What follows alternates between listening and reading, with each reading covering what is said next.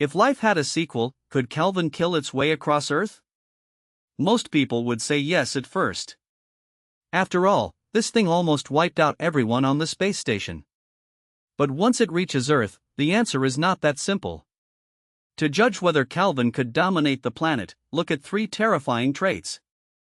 First, growth. At the beginning, it is only a tiny alien microbe.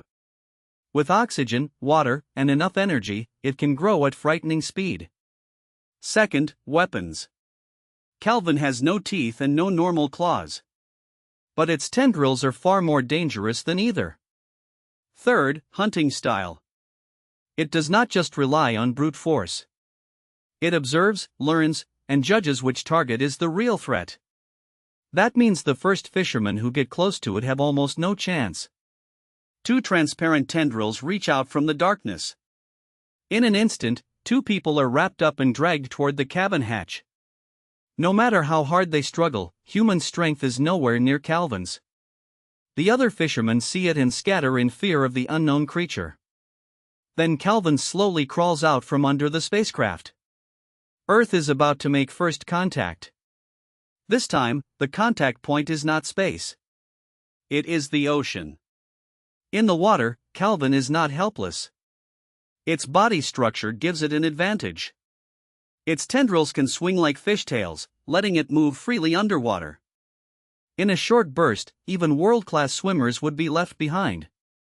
In the blink of an eye, it catches up with a lone fishing boat. It slams the hull with its body and wraps its tendrils around the engine.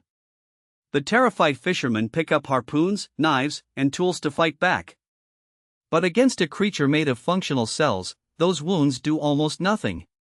If the attack has any effect, it only makes Calvin angrier. One smarter fisherman grabs an oil barrel and pours it into the sea. He wants to use fire to deal with this unknown life form. But anyone who has seen the original film knows Calvin is terrifyingly smart. It analyzes the situation and works out what can really threaten it.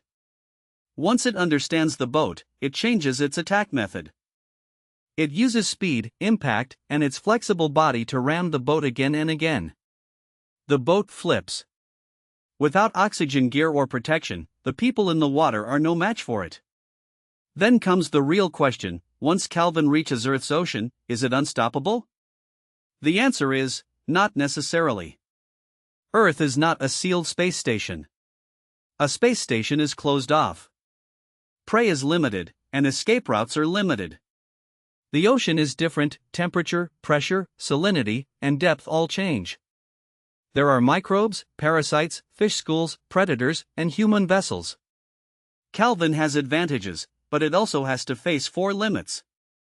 First, temperature. If it falls into cold waters, low temperature may slow it down.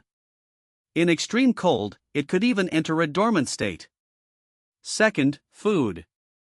It needs heat, energy, and nutrients.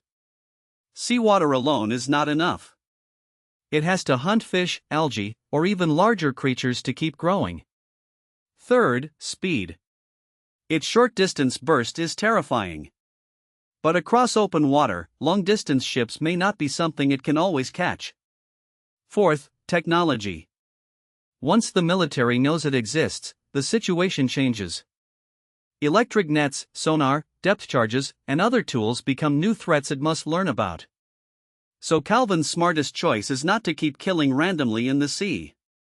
Its smartest choice is to get ashore. Because a port is its real paradise.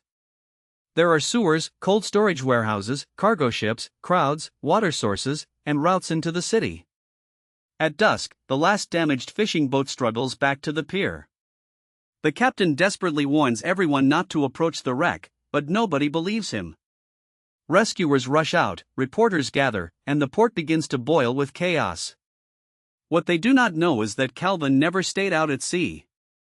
It has already attached itself to the bottom of the fishing boat. It has been carried back to shore with them. So can Calvin really dominate Earth? In the open ocean, not necessarily. But if it gets into a port, the danger changes completely. If it enters the sewers and then a human city, it is no longer just a monster. it becomes an ecological disaster. If it falls into a cold, empty sea, humanity still has a chance to find and capture it. Low temperature could slow it down, or even force it into dormancy. But if it lands near a warm tropical port, the outcome may be completely different. From the moment it reaches land, Earth is no longer humanity's home field.